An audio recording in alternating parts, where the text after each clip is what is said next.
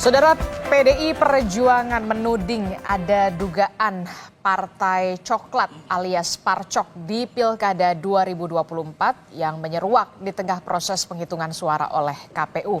Istilah Partai Coklat sendiri menurut PDI Perjuangan, lagi-lagi saya harus menyebut menurut PDI Perjuangan, adalah diduga pengerahan aparat kepolisian untuk kerja politik elektoral. Benarkah Partai Coklat memainkan peran demi kemenangan salah satu paslon di Pilkada menurut PDI Perjuangan? Kami akan bahas soal ini bersama dengan sejumlah narasumber yang sudah hadir melalui sambungan Zoom. Sudah ada Sekjen Pro Jokowi atau Projo Handoko yang nanti akan bergabung menyusul, tapi di studio kita sudah punya narasumber, ada pengamat kepolisian dari Institute for Security and Strategic Studies atau ISES, Mas Bambang Rukminto. Selamat pagi Mas Bambang Rukminto. Pagi. Kemudian juga ada Direktur Eksekutif Trias Politika Strategis, sudah ada Mas Agung Baskoro. Selamat pagi Mas Agung. Pagi Mbak Disti. Ya, dan kita terus masih menghubungi dari PDI Perjuangan, tapi sampai saat ini kita masih terus menghubungi PDI Perjuangan yang sampai saat ini belum bisa dihubungi begitu ya untuk membahas bagaimana tudingan dari PDI Perjuangan soal Partai Coklat atau Parcok ini. Tapi kita ada dengan Sekjen Pro Jokowi, Mas Handoko, melalui sambungan Zoom. Sudah ada Mas Handoko. Selamat pagi Mas Handoko. Selamat pagi Mbak, selamat pagi semuanya. Ya, ini ramai sekali begitu ya ketika PDI Perjuangan kemudian mengutarakan atau menyebut adanya dugaan, lagi-lagi ada dugaan soal Partai Coklat di Pilkada 2024 yang kemudian juga disebutkan Pak Jokowi ini dikatakan ada dugaan keterlibatan, lagi-lagi saya mengatakan ini dari PDI Perjuangan. Nah, kalau dari Projo sendiri meresponnya ini seperti apa? Ya, terima kasih, selamat pagi semuanya. Jadi ini kan muncul mungkin ya tuduhan mungkin lebih tepatnya ya, karena hasil dari pilkada di Jawa Tengah terutama itu yang kemudian kan tuduhan mengarah ke Pak Jokowi, kemudian dengan memobilisasi aparat segala macam yang kemudian muncullah istilah Partai Coklat itu. Jadi nampak sekali kalau bagi saya ini sebuah penyikapan atas kekalahan yang kemudian dengan mencari kambing hitam begitu. Ini mencari kambing hitam dan kemudian saya pikir juga kemarin sudah banyak respon bahwa ini sementara karena kalau kemudian belum ada pembuktian ya kita anggap ini hanya sekedar tuduhan yang silakan kalau kemudian ini dibawa ke ranah Bawaslu atau apa kan ada mekanismenya. Bahkan Pak Jokowi sendiri juga sudah menyampaikan responnya, ya silakan ada mekanismenya, ada Bawaslu atau bawa ke MK atau bagaimana lah. Kita kan sudah punya kerangka untuk itu. Jadi cuman saya yang mau saya garis bawahi adalah respon-respon seperti ini saya pikir tidak perlu tersampaikan yang dan sangat gegabah kemudian menuduh ini Partai Coklat ini dimobilisasi sehingga menggerakkan semua. Jadi menurut Anda Mas Handoko ini merupakan tuduhan yang tidak berdasar ya, kalaupun harus dibuktikan. Sangat tidak berdasar ya, dan karena susah sekali. Sementara kan juga tidak semua kepala daerah ini kan konfigurasinya beragam ya. Ya kan di sini mungkin sebuah partai A dengan partai B saling berhadapan, tapi di titik lain nanti kemudian mereka bersama-sama di satu kontestasi menang, di satu kontestasi yang lain kalah, terus kemudian mengeneralisir ini dengan tuduhan ada mobilisasi besar-besaran, apalagi oleh Pak Jokowi ya, yang sekarang bukan lagi menjabat sebagai presiden, tetapi beliau sekarang juga sudah sebagai rakyat biasa gitu Mbak. Jadi ini saya pikir hanya upaya mencari kambing hitam aja. Jadi kalau menurut Anda dari Projo sendiri ini merupakan upaya untuk mencari kambing hitam ketika ada kekalahan PDI Perjuangan di beberapa wilayah begitu Mas Handoko? Iya. Jadi seperti itu. Nah, cuman ya yang dari sisi saya ini menyayangkan ketika kita ini mestinya memberikan contoh kepada rakyat bagaimana menyikapi sebuah kemenangan ataupun kekalahan dalam sebuah kontestasi politik seperti pilkada ini. Kita mestinya memberi contoh yang bagus.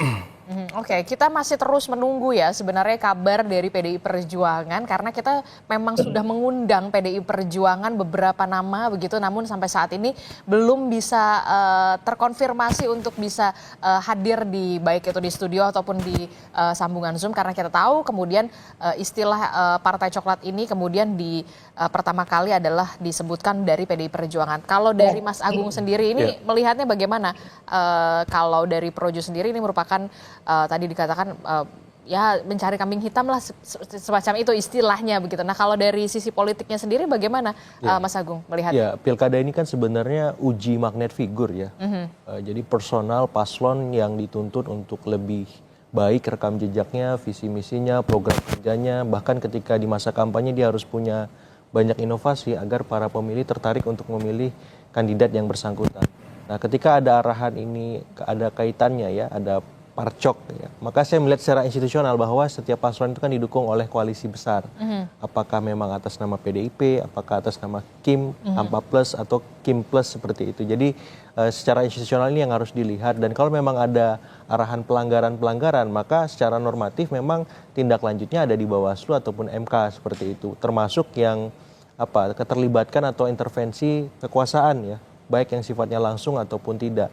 Apakah memang nanti ketika ditemukan pelanggaran-pelanggaran itu maka ya otomatis Bawaslu atau MK bertindak. Tapi ini lagi-lagi harus ada inisiatif dari paslon yang bertanding. Cuman kan problemnya kemudian PDIP sebagai institusi kemudian menarik ini menjadi masalah PDIP dengan pemerintah yang memimpin hari ini seperti itu. Jadi saya kira ini perlu dibuktikan, perlu ditindaklanjuti agar tidak menjadi isu yang liar. Jadi bola liar begitu ya Kak? Persis, isu, karena kalau misalkan hanya sebatas statement, karena itu statement yang panjang ya, 37 menit saya lihat berulang kali, dan memang ada beberapa nama yang disebut cukup sensitif yang disebut, ada dari Kapolri, ada dari ex-presiden kita Pak Jokowi, seperti itu, dan para pihak lain yang terkait secara langsung ataupun tidak. Tapi di luar itu semua saya menganggap ini masukan dari PDIP. Alarm ini penting juga kita nyalakan untuk memastikan apa check and balances itu bekerja. Dan saya kira dengan posisi semacam ini dalam artian sesungguhnya PDIP ingin mengafirmasi bahwa dia berada di luar pemerintahan dan dia siap untuk mengawasi seluruh jalannya pemerintahan baik di nasional maupun di pilkada maupun di ranah-ranah yang lain. Jadi justru kalau Anda melihatnya ini sinyal mempertegas kemudian PDI Perjuangan positioningnya ada di luar pemerintahan. Persis. Dan ini kan keras sekali sebenarnya statementnya, arahannya, alarmnya gitu. Dan saya kira ini harus ditindaklanjuti dengan arahan-arahan yang lebih konstruktif gitu. Jadi di saat yang sama PDIP kita tunggu statement lanjutannya, pembuktiannya. Tapi di saat yang sama kita sebagai masyarakat harus bersyukur PDIP memilih jalan di luar pemerintahan untuk memastikan demokrasi kita berjalan pada tempatnya seperti itu. Oke, kalau dari Mas Bambang Rukminto sendiri melihatnya bagaimana dengan adanya statement dari PDI Perjuangan ini yang kemudian ada istilah parcok dalam tanda kutip yang lagi-lagi itu statementnya dari PDI Perjuangan. Ya, kita memang sangat sedih sekali ya ada istilah parcok ya. Ini tentu akan mendegradasi moral dari kawan-kawan di kepolisian yang memiliki semangat idealisme gitu seperti itu. Bahwa ada indikasi terkait oknum-oknum dalam tanda kutip yang digerakkan untuk memenangkan paslon itu memang dirasakan di masyarakat gitu loh. Ada upaya secara dalam tanda kutip terstruktur ya, karena ada kalau kita melihat di beberapa daerah ada pemanggilan kepala desa oleh kepolisian untuk memenangkan calon yang seperti kemarin saya dengar seperti itu. Tetapi ini masih belum tersampaikan ke Gakumdu gitu loh. Ini yang menjadi sedikit penyesalan kita ya, kenapa tidak segera dilaporkan ke Gakumdu. Tetapi ini problemnya kan bukan hanya sekedar normatif prosedural, tapi lebih substansial.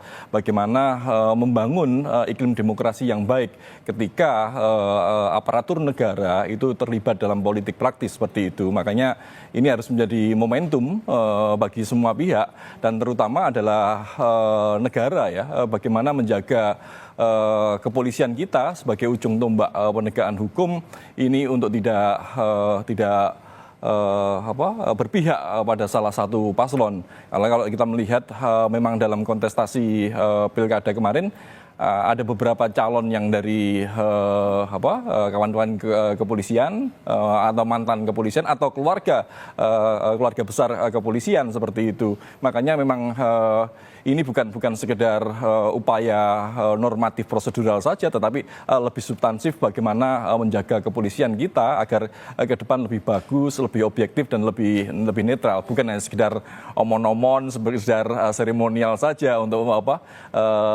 tanda tangan bersalaman dengan fakta integritas dan sebagainya seperti itu, tapi lebih substansial untuk menjaga jarak terhadap kepentingan politik praktis, politik kekuasaan seperti itu. Jangan hanya sebatas kemudian hanya seremonial begitu fakta integritas bahwa memang harus netral dan segala macam begitu. Tapi kemudian kita tahu kalau memang ini bisa menjadi upaya korektif juga nggak dari pihak kepolisian untuk bisa dalam tanda kutip bersih-bersih di internalnya? Ya, kalau saya melihat upaya perselingkuhan, ya saya melihat seperti itu. Perselingkuhan polisi dengan politisi ini sudah berjalan pasca reformasi. Di Orde Baru perselingkuhan aparat ABRI dengan kekuasaan juga sudah kental. Makanya ini diulang lagi di pasca reformasi. Memang kalau saya melihat sejak 2004 pun ada upaya-upaya ke arah sana, tetapi 2019 sampai 2024 ini semakin masif dan semakin vulgar seperti itu. Makanya ini kan harus ada tanggung jawab negara ya untuk menjaga netralitas aparatur negara seperti itu. Jangan sampai Bayangkara kita ini sebagai Bayangkara negara menjadi Bayangkara penguasa. Saya melihat seperti itu. Dan inilah kalaupun ini sudah ada, kalaupun PDI perjuangkan dengan mengeluarkan statement seperti itu, memang sudah harus ada jalurnya begitu ya, bisa ke MK atau ke Bawaslu begitu? Ya, menurut Mas Agung? Harusnya inisiatif paslon langsung ya kalau harusnya inisiatif paslon ketika memang ada dugaan gejala-gejala anomali politik di lapangan yang sifatnya tadi ya terstruktur, sistematis dan masif, karena kan contohnya udah disampaikan tuh, ada di Banten, Jawa Tengah, Jawa Timur, kemudian di Sultra, terus juga ada di Sumatera Utara. Ada 5 provinsi strategis yang itu ditemukan anomali dari press conference yang dilakukan oleh PDIP seperti itu. Sehingga memang itu harus menjadi inisiatif paslon. Misalkan di Bawaslu itu mestinya cepat dilakukan sehingga bisa di-endorse pemungutan suara ulang misalkan. Nanti dalam kaitannya sengketa proses. Kemudian kalau misalkan tidak bisa di follow up di Bawaslu, naik ke MK. Kita ngomong sengketa hasil. Apakah ada memang gejala-gejala secara terstruktur, sistematis dan masif pelanggaran-pelanggaran yang terjadi? Nah, saya kira di titik itu, di fase sekarang ini, paslon-paslon yang disebutkan tadi daerahnya, 5 daerah strategis itu, saat ini harus segera mengumpulkan saksi-saksi, bukti-bukti yang kokoh, yang kuat, yang solid, supaya apa? Klaim PDIP tadi memang ada ujungnya. Jangan sampai tadi, ini liar, menjadi bola salju yang justru membuat situasi kohesivitas sosial politik kita malah terganggu seperti itu. Jadi memang kalau menurut Mas Agung sendiri, tapi kenapa begini ya? Justru malah partai pengusungnya, kenapa bukan paslonnya? Alasannya kenapa gitu? Ini kan juga jadi pertanyaan juga dong. Kan yang bertarung paslonnya, sosok figurnya. Betul. Dan gitu bukan kan hanya PDIP yang mengusung, misalkan dalam beberapa kasus ada koalisi dengan partai lain. Nah, kenapa yang paling paling vokal, paling mengemuka adalah PDIP, dan saya kira ini juga bisa dibaca secara elektoral. PDIP ingin tetap punya posisi tawar yang strategis sehingga nanti ketika ada hal-hal yang perlu dinegosiasikan dengan pemerintah, PDIP masih tetap berada di tengah-tengah masyarakat, berada di luar pemerintahan dan punya posisi tawar yang saya kira bisa jadi alternatif atau referensi publik untuk melihat bagaimana arah bangsa ini ke depan seperti itu. Oke, kita lagi-lagi harus mengatakan kita masih menunggu konfirmasi dari PDI Perjuangan sebagai narasumber. Tapi kemudian kalau Anda melihat sampai saat ini ada nggak sih kaitannya antara hubungan Bu Mega dan Pak Jokowi dengan apa yang terjadi hari ini gitu? Iya, ini babak lanjutan ya. Oke, jadi masih berlanjut menurut Anda? Iya, dan belum selesai, jauh dari kata selesai. Ketika kita bahas Pileg, kemudian Pilpres, sekarang Pilkada yang bobotnya sama dengan Pilpres, katakan semacam itu bila kita masukkan Jakarta di sana, Pilkada Jawa Tengah seperti itu. Karena ini adu gengsi di situ, adu mesin politik, adu mesin tokoh juga. Ada banyak yang diadu, ada banyak yang diuji, dan ketika pada akhirnya dalam tanda petik PDIP kecolongan di daerah-daerah strategis lagi, maka cara mengembalikan yang paling tepat, yang paling efektif adalah mengajak masyarakat agar terlibat dalam proses pengawasan demokrasi kita di pilkada ini. Seperti itu. Tadi Mas Handoko sudah senyum-senyum begitu ya kalau saya menyinggung soal antara hubungan Bu Mega dan juga Pak Jokowi yang katanya kalau kata menurut Mas Agung ini sebenarnya masih belum selesai. Ini adalah masih babak lanjutan apa yang terjadi hari ini. Respon Anda Mas Handoko? Ya, saya sih kalau soal itu tidak banyak berkomentar ya, tapi saya ingin balik, itu kan terjemahan ya, bacaan orang bagaimana, kan juga itu semuanya, oh ini analisisnya karena pertarungan Pak Jokowi dengan Bu Mega segala macam, silakan lah. Tetapi saya begini, saya mau balik lagi ke topik ya. Saya pikir semua itu setuju, kita semua setuju bahwa negara ini, demokrasi di negeri ini pengen dibangun dengan cara-cara yang baik, dengan situasi yang baik. Maka saya setuju tadi misalnya dengan bahasa bagaimana kita meningkatkan partisipasi publik, ya kan, bagaimana kemudian kontrol terhadap aparat atau siapapun yang punya peluang untuk melakukan kecurangan atau intervensi dalam pemilihan kepala daerah ataupun pemilu yang lain itu bisa terjadi. Jadi saya pikir cuman ini memang perlu penjelasan lebih lanjut dari kawan-kawan yang melontarkan tuduhan soal Parcok ini. Ya, kita kan nggak bisa ngomong kemana-mana ini begitu, kalau kemudian ini memang ada bukti-bukti yang diajukan, ada sengketa yang kemudian digelar segala macam, baru kita bisa melakukan diskusi lebih lanjut. Karena ini betul-betul baru tuduhan yang ini ada Parcok yang digerakkan oleh Pak Jokowi sehingga kemudian di Jawa Tengah PDI Perjuangan kalah, kan begitu konstruksi pemikiran yang dilontarkan. Dan ini saya pikir silakan daripada kemudian ini jadi sekedar rumor yang saya pikir tadi nampak sekali seperti mencari kambing hitam dan menjadi bola liar yang nggak jelas ujung pangkalnya. Ya mendingan ini dilakukan proses-proses yang semestinya lah. Gitu, yang memang sudah ada jalurnya ya. Kalau misalkan mau ke MK bisa lewat sengketa pemilu begitu ya, atau sengketa pilkada begitu menurut Anda? Ada Bawaslu, kalau kemudian ya saya sudah jelaskan, kalau ada misalkan menemukan di lapangan ya silakan dilakukan upaya itu. Kalau kemudian nanti di hasilnya pun ternyata masih nggak cocok, ada lagi mekanisme di MK. Seperti itu, daripada kemudian saling tuduh. Ya kita nanti, yang saya khawatirkan adalah justru rakyat ini kehilangan kepercayaan kepada pemimpin-pemimpin, kepada kita-kita yang kemudian melakukan yang menjadi motor dari urusan politik nasional ini. Begitu kira-kira Mbak. Tapi kalau dikatakan kemudian kemenangan ini karena juga efek Jokowi yang kemudian begitu terasa di Jawa Tengah, Anda mengamini kan? Saya setuju. Itu tadi makanya kan kemudian ini kan begini, kontestasi pilkada ini satu, pertama figurnya yang diusung, kemudian siapa yang endorse itu juga penting. Maka kemudian kita akan melihat fenomena di mana-mana orang, misalnya ada influencer lah, ada apa yang tokoh tertentu yang melakukan dukungan, itu memang mempengaruhi publik. Dan saya sudah dalam diskusi-diskusi kemarin juga saya sampaikan bahwa memang faktor Pak Jokowi masih sangat berpengaruh, bagaimana publik masih benar-benar mendengarkan atau melihat arah mana yang ditunjuk oleh Pak Jokowi. Dan ini bagi kami juga tidak mengherankan karena Pak Jokowi ini mempunyai approval rating yang sangat tinggi, sehingga kita bisa melihat bagaimana beliau menjadi presiden yang sangat dicintai rakyatnya. Sehingga kalau kemudian hari ini beliau mempunyai pengaruh cukup besar,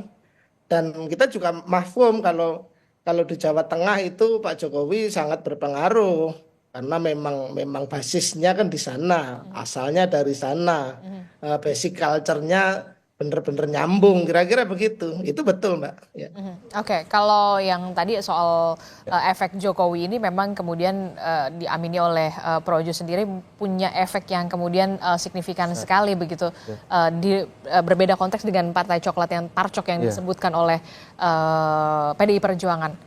Iya, figur itu memang ketika di-endorse akan berdampak secara elektoral, tapi ketika mampu diimbangi oleh lawannya juga menjadi relatif.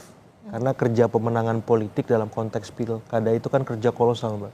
Kerja besar, kerja kontribusi semua elemen. Jadi endorse itu hanya salah satu variabel dari banyak variabel untuk memenangkan kandidat. Dalam artian misalkan di udara itu kerja-kerja teman-teman media membuat konten supaya viral. Kerja-kerja di darat, belusukannya kandidat yang intensif. Kerja-kerja relawan melakukan door-to-door campaign ke rumah-rumah. Kemudian ada canvassing ke seluruh tempat, menyebar APK seperti itu. Jadi ini kerja kolosal, belum lagi lini kampanye yang lain yang terlibat. Jadi ketika ada Jokowi efek bekerja misalkan di Jakarta atau di Jawa Tengah, sebenarnya bisa diimbangi oleh misalkan Megawati efek atau Ganjar efek. Dan efek-efek yang dimiliki oleh PDIP, karena kan PDIP dan tokoh-tokoh mereka dibesarkan di sana. Artinya ini bisa diimbangi sebenarnya. Sehingga ketika ada istilah parcok tadi, ini perlu diuji klaimnya, validitasnya, supaya apa? Supaya memang benar-benar terang benderang semua hal dan PDIP di sini dituntut. Kalau nggak ini bisa menjadi bumerang politik bagi PDIP sendiri. Ya karena akan dilihat apakah calon-calon PDIP yang menang, cara menangnya gimana. Misalkan, bagaimana kemudian pembuktian ketika PDIP di periode sebelumnya ikut pilkada, ikut pileg, ikut pilpres, apakah memang ada kekuatan-kekuatan lain yang terlibat seperti. Jadi maksud saya supaya ini tidak menjadi bola liar yang akhirnya kembali ke PDIP. PDIP jadi backfire sendiri. Betul, harus menjelaskan karena PDIP kan sebelumnya berkuasa 2 periode. Nah sekarang ada pemerintahan baru yang baru berkuasa. Ini kemudian dalam tanda petik dikritik, diserang habis-habisan. Nah, ketika ini dibalik ke PDIP, apakah PDIP siap menerima serangan itu? Apakah PDIP siap juga melampirkan bukti-bukti supaya apa? Supaya ini menjadi debat atau diskurs yang sehat, memberikan bukti, memberikan data-data, ya supaya apa? Supaya masyarakat tercerdaskan. Sebenarnya ini duduk persoalannya seperti apa? Dan supaya benar-benar clear dan juga jelas begitu ya, masyarakat juga dan melihat pihak kepolisian jadi tahu untuk mengkoreksi diri mereka, melakukan evaluasi di internal. Kita salah di mana, kita perbaiki, dan ini diskusi yang sehat menurut saya, dan dalam iklim demokrasi ini perlu dan penting untuk terus kita lakukan. Seperti itu. Perlu ada apa ya dikatakan jangan sampai menjadi bumerang politik tersendiri begitu ya untuk PDI Perjuangan. Disayangkan kalau misalkan tidak ada ujungnya ini kemana begitu ya.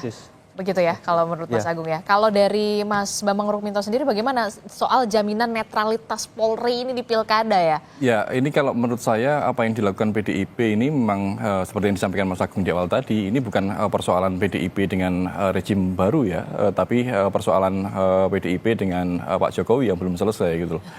Karena selama 10 tahun terakhir Pak Jokowi dengan PDIP ya bergandengan tangan itulah. Artinya kalau kata dia ada backfire terkait dengan upaya pemenangan di pilkada dan yang lain-lainnya, itu juga PDIP tentunya juga belajar dari yang sebelumnya. Dan tadi Mas Handoko juga menyampaikan, mengkonfirmasi lah bahwa ada hubungan Pak Jokowi terkait dengan figur Pak Jokowi, dan kita juga masyarakat juga sangat paham bahwa ada hubungan yang intensif antara Pak Jokowi dengan Kapolri seperti itu.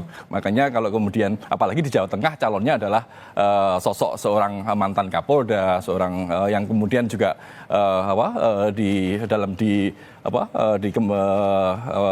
pemerintahan Pak Jokowi juga dijadikan salah satu dirjen di Kementerian Perdagangan seperti itu. Artinya memang ada hubungan-hubungan yang lebih personal antara Pak Jokowi dengan para calon dan Kapolri seperti itu. Makanya tuduhan tadi sebenarnya juga sangat berdasar gitu loh. Meskipun ya lagi-lagi kalau secara normatif harus dibuktikan gitu loh.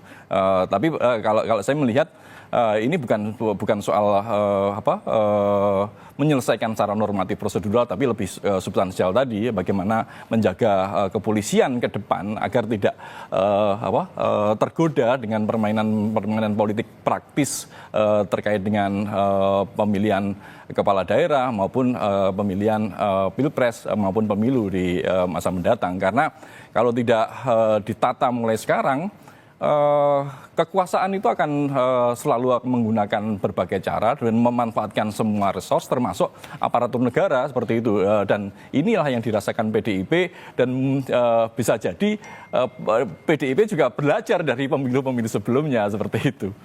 Tapi yang kemudian menjadi pertanyaan saya selanjutnya, perlukah kemudian adanya regulasi baru yang mengatur memang lebih detail, lebih jelas, lebih tegas lagi soal bagaimana netralitas aparatur negara di pilkada ataupun di pilpres? Jangan dijawab dulu, Mas Bambang. Kita akan jeda dulu. Usai jeda kami kembali. Tetap di Sapa Indonesia Pagi. Kami akan kembali.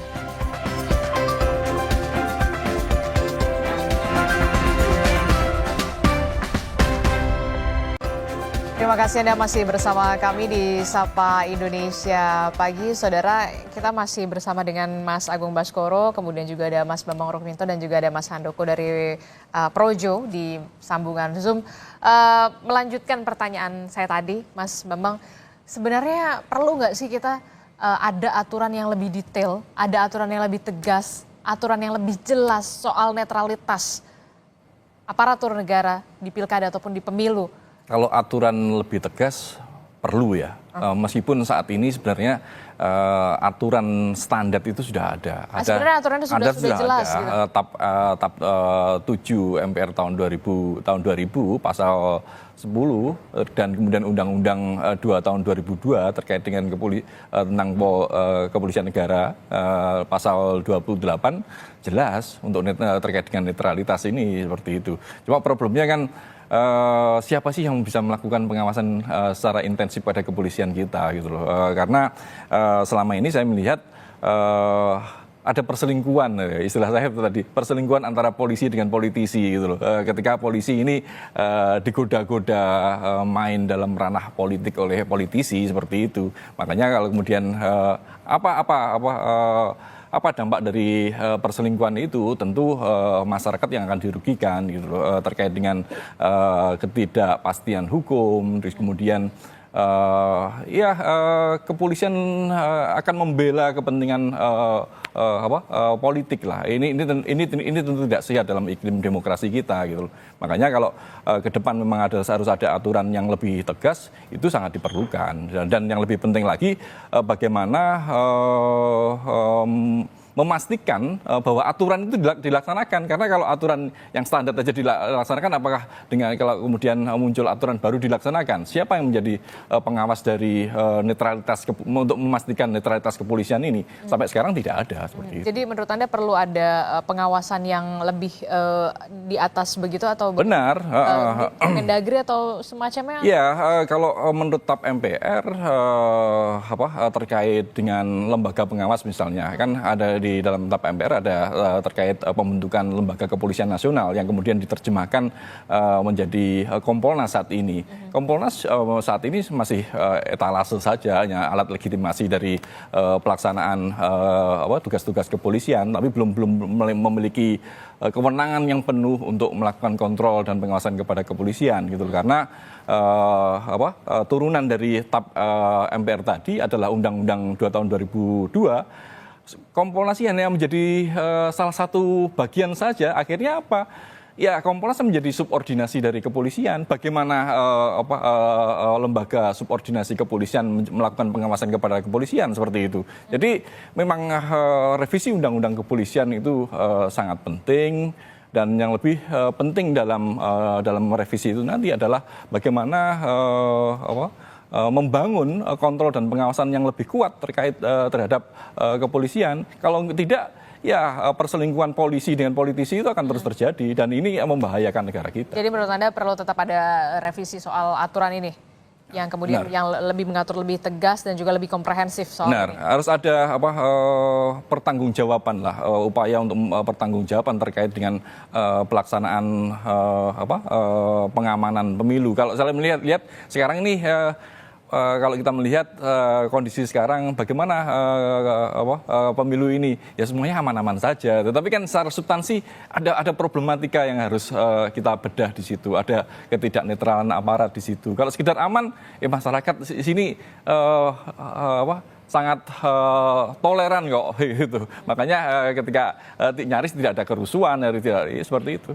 Oke, lagi-lagi saya harus mengatakan kami masih terus menghubungi dari PDI Perjuangan, tapi sampai saat ini juga masih belum ada konfirmasi dan juga dari PDI Perjuangan. Saya ke Mas Agung. Mas Agung, kalau dari segi politik dampaknya ini akan seperti apa nih 5 tahun depan, khususnya untuk kepala daerah ya? Ya. Kalau dengan adanya kayak gini-gini. Saya menyambung tadi, sebenarnya PDIP ini kan punya banyak anggota DPR RI di beragam komisi ya. Ini bisa saja nanti ditindaklanjuti dengan memanggil ya para pihak terkait yang disebutkan dalam statement mereka di press conference kemarin. Apakah itu pihak kepolisian, Kementerian Dalam Negeri, ataupun pihak-pihak terkait yang memang ditengarai disebut dalam press conference PDIP tadi ada cawe-cawe parcok seperti itu. Karena ini harus terang, harus jelas supaya masyarakat juga bisa bersikap, bisa terlibat di poin-poin apa, di sisi-sisi yang mana. Karena kalau ini dibiarkan nih akan menjadi bahaya laten ke depan yang membuat ya demokrasi kita akan sangat sulit berkembang dan menjadi berkualitas seperti itu. Nah, kalau ditanya dampaknya ke depan seperti apa, nah saya kira sistem demokrasi kita yang terancam. Kalau terjadi mobilisasi aparat, apakah itu ASN, TNI, Polri maupun sejenisnya ya. Karena demokrasi yang terjadi ya prosedur saja, kita melaksanakan pemilu setiap 5 tahun sekali, tapi bobotnya, kualitasnya tidak berkembang dan malah terus menurun. Nah kalau sudah begini ya wajar kalau masyarakatnya apatis ya. Wajar kalau ada statement istilah political fatigue ya, jadi orang yang lelah berpemilu, berdemokrasi, karena terus mencoblos tapi nggak ada dampaknya kepada dirinya. Jangan sampai kemudian partisipasi pemilih itu turun, dan itu sudah terjadi. Sudah terjadi beberapa wilayah, salah satunya adalah di Jakarta. Kan reflektif, harus semuanya berefleksi untuk memastikan bahwa kualitas demokrasi kita naik, partisipasi juga, calon-calon berkualitas, proses demokrasinya berpemilu juga semakin oke gitu. Nah ini tugas semua pemerintah dan DPR khususnya. Kemudian bagaimana bisa ya dalam tanda petik merevisi paket undang-undang politik itu, mulai dari aturan mainnya, bagaimana proses mainnya, kemudian ketika ada pelanggaran, sengketa dan seterusnya. Jadi semua pihak yang terlibat itu merasa diakomodir dan ini penting dilakukan sekarang. Kenapa? Karena pemilunya sudah digelar, tidak ada kepentingan yang mengemuka di sini, sehingga pembahasan undang-undangnya diharapkan bisa lebih objektif, lebih proporsional dan profesional seperti itu. Jangan sampai tadi benar, jangan sampai kemudian publik merasa lelah dan partisipasi pemilih semakin menurun. Itulah yang kemudian jangan sampai ya mau milih atau enggak jadi sama aja gitu, gini-gini aja gitu, nggak ada perubahan, iya kan? Persis. Oke. Nah, saya ke Mas Handoko. Mas Handoko, kalau langkah politik dari Pak Jokowi sejauh ini akan seperti apa arahnya nih? Karena kan kita tahu tokoh-tokoh yang dalam tanda kutip di-endorse oleh Pak Jokowi ini untuk wilayah-wilayah ini menang nih, Mas Handoko. Ya. Kalau Pak Jokowi sendiri kan ya beliau sudah selesai ya, sekarang sudah tidak bertugas lagi, artinya secara formal tentu bagi Pak Jokowi sudah tidak ada lagi yang akan diraih berikutnya kan begitu kan. Makanya kalau kemudian kita ngomong Pak Jokowi ke depan, kita belum bisa bicara lah hari ini saya pikir. Cuman memang kemarin kalau dalam kontestasi pilkada kita melihat bagaimana Pak Jokowi juga mendukung calon-calon kepala daerah, dan saya pikir itu hal yang wajar saja karena posisi beliau sudah bukan lagi sebagai presiden dan juga beliau mempunyai pengaruh yang cukup signifikan ke berbagai kalangan di Republik ini, di masyarakat juga sangat diterima sehingga memang mempengaruhi preferensi pilihan politik dari masyarakat. Tapi kalau bagaimana Pak Jokowi ke depan, ya sementara kita bilang Pak Jokowi ya pensiun pulang ke Solo gitu kan. Berikutnya ya kita belum tahu lah. Nanti kalau sudah ada sinyal-sinyal barulah kita spill nanti Mbak gitu. Oke. Kira-kira seperti itu, kita belum bicara, masih terlalu pagi untuk Masih bicara. terlalu pagi ya, apalagi kalau untuk membahas 2029 kalau misalkan nanti Projo jadi partai atau gimana gitu kan kita nggak pernah tahu gimana Mas Handoko, udah ada ke arah sana. Ya kami ini gini Mbak, kalau soal Projo ini kan dari awal lahirnya ya kan sampai sekarang itu faktor utamanya adalah Pak Jokowi, ya kan. Tentu kami akan bicara dulu bagaimana transformasi Projo ke depan, karena bagaimanapun Projo yang hari ini tentu adalah hasil dari transformasi dari proses yang dulu di 2013 kita ngumpul bentuk kelompok relawan, terus kemudian jadi ormas, kita mengembangkan struktur sampai ke seluruh daerah. Nah, setelah sekarang Pak Jokowi tidak lagi jadi presiden dan kemudian konfigurasi politik hari ini seperti ini, bagaimana transformasi Projo berikutnya? Tentu ini lagi kita pikirkan juga, dan yang terutama adalah kami pasti juga akan sangat mendengarkan apa nanti yang akan menjadi arahan Pak Jokowi bagi kami. Tapi ini kami belum sampai ke situ karena ya pilkada belum selesai, ya kan. Di DKI masih ada PR, ya kan. Nanti kalau masih ada putaran kedua kita masih ada urusan lagi soal pilkada, ya kan, DKI Jakarta. Nanti baru setelah itu Mbak kita akan melakukan diskusi-diskusi soal itu. Tapi kalau Mas Agung ngelihatnya gimana? Ada kemungkinan peluang bertransformasi pro Jokowi ini ke arah yang lebih real begitu untuk 2029, karena kita tahu kemarin saja pas pilkada endorsan dalam tanda kutip dari Pak Jokowi ini dalam tanda kutip bisa dikatakan sukses juga. Ya kalau saya telusuri ini kan Mas Gibran anaknya Pak Jokowi yang pertama jadi wakil presiden. Anaknya yang kedua Mas Kaisang jadi ketua umum PSI. Menantunya jadi gubernur Sumatera Utara. Kalau memang tidak ada sengketa hasil ataupun sengketa proses yang signifikan. Jadi dari keluarganya aja, Pak Jokowi adalah presiden. Ini bobot politiknya besar sekali. Ya, jadi kalau misalkan, Mas Handoko udah senyum-senyum itu. Jadi kalau misalkan 2029 Projo bertransformasi menjadi partai. Itu mungkin saja. Dan punya bobot peluang ataupun insentif elektoral yang besar itu sangat mungkin menurut saya, apalagi dekat dengan presiden hari ini Pak Prabowo ya, dan ini berkelindan satu sama lain, itu sangat eksponensial politiknya ya Mas Handoko ya. Mas Handoko yang bisa cerita nanti. Jadi kalau menurut saya peluangnya sangat besar, sangat mungkin, karena semua yang diinjeksi Pak Jokowi ya di nasional, di level lokal, di tempat-tempat yang lain ya yang memang di-endorse beliau. Kemarin kalau saya nggak salah ada hampir 80-an kepala daerah yang sowan ke Solo yang foto-foto bareng Pak Jokowi itu 80. Itu seperberapa dari 545 pilkada, itu kan luar biasa seperti itu. Jadi saya kira potensinya ada dan besar, dan kita lihat nanti bagaimana arah gerak Mas Handoko, maksudnya Pak Jokowi seperti itu.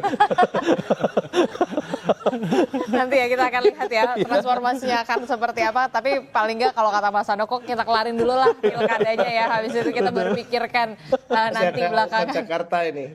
Gimana Mas Handoko? Masih ada urusan pilkada Jakarta.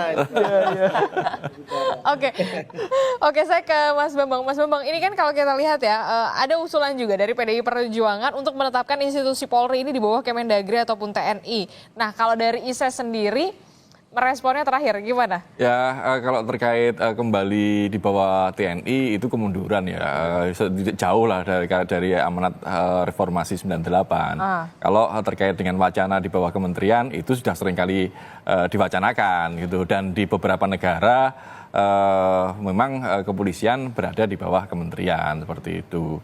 Ya ini tinggal pilihan-pilihan politik ya, seperti itu. Tapi kalau kita melihat secara normatif, lagi-lagi ada TAP MPR tadi, ada undang-undang yang seharusnya memang harus ada revisi undang-undang kepolisian. Itu salah satunya penguatan lembaga kepolisian nasional. Entah nanti bentuknya tetap Kompolnas atau Dewan Kepolisian Nasional, yang sehingga problem di kepolisian itu kan sangat banyak, bukan hanya persoalan perselingkuhan tadi kan, tetapi juga problem-problem internal seperti itu. Karena terkait dengan dengan politisasi sekarang ini pun di internal kepolisian juga ada tarik ulur, ada kelompok yang pro status quo, ada yang kelompok progresif seperti itu ada gitu loh. Tapi kan permasalahannya lagi-lagi kan ketika yang atas ini dekat dengan kekuasaan, ya yang pro status quo dekat dengan kekuasaan, yang progresif ya akan tersisih seperti itu. Tapi kalau ada undang-undang yang lebih kuat ya, ini tentu juga harus memberikan wadah bagi mereka yang progresif ini untuk menyalurkan aspirasinya seperti itu. Ada perlindungan. Makanya kalau kita melihat problem di kepolisian kan sangat kompleks sekali. Kalau kita melihat kemarin ada kasus di Solo, kemudian kasus di Semarang, di Sumatera Barat, kan banyak sekali seperti itu. Dan ini yang harus juga menjadi bahan evaluasi kita bersama, bagaimana melindungi kawan-kawan di kepolisian seperti itu. Itu jadi sehingga lagi-lagi kalau secara normatif penguatan lembaga kepolisian nasional itulah yang harus dilakukan, yang bisa dilakukan secara cepat. Kalau di bawah kementerian ya sebagai wacana bolehlah seperti itu. Kalau di bawah TNI ya semua orang pasti nolak lah. Kita sudah berjuang berdarah-darah atau 98 untuk mencabut fungsi ABRI, untuk memisahkan TNI Polri, terus kalau sekarang dikembalikan ke sana ya jelas semuanya tidak setuju lah seperti itu. Terakhir Mas Agung soal ini. Ya, saya kira yang paling penting menunggu sikap PDIP untuk menindaklanjuti statementnya secara prosedur ya. Apakah di DPR nanti lewat pemanggilan tadi, apakah nanti paslon-paslon yang diusung PDIP memfollow up di Bawaslu ataupun MK seperti itu. Nah yang kedua memang perlu ada penguatan tadi ya, Kompolnas ya Mas ya, supaya peran dan fungsinya lebih kuat, lebih strategis, karena kita ingin melindungi polisi. Kewenangannya juga harus jelas. Jelas, kita ingin melindungi polisi supaya makin bisa mengayomi, melindungi masyarakat dengan prinsip tribrata itu satu karya, sehingga fungsi-fungsi kepolisian semakin optimal, fungsi-fungsi kepolisian menjaga demokrasi semakin kuat seperti itu. Oke. Terakhir, berarti belum ada transformasi ya kalau untuk pilkada ini ya, kalau untuk Projo ya. Kami ingin pastikan lagi nih Mas Handoko.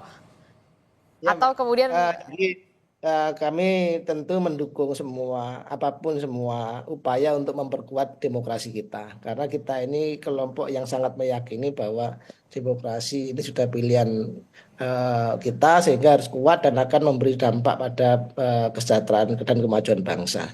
Tetapi saya juga ingin sampaikan bahwa marilah kita ini melakukan penyikapan yang baik terhadap semua proses pilkada ataupun pemilu yang terjadi, dan tidak kemudian sekedar asal kemudian kita melontarkan tuduhan yang kemudian jadi bola liar, dan ini justru saya pikir berkontribusi negatif bagi pembangunan demokrasi itu sendiri. Itu Mbak. Oke, padahal kita tetap menunggu dari tadi, begitu ya, dari segmen awal kita dialog sampai akhir hari ini, kemudian PDI Perjuangan kita sudah undang beberapa nama, tapi kemudian sampai saat ini belum ada yang bisa hadir di dialog kita pagi ini. Tapi tidak apa-apa, terima kasih Mas Handoko, Mas Agung, Mas Bambang Rukminto, terima kasih telah bergabung bersama kami di Sapa Indonesia Pagi.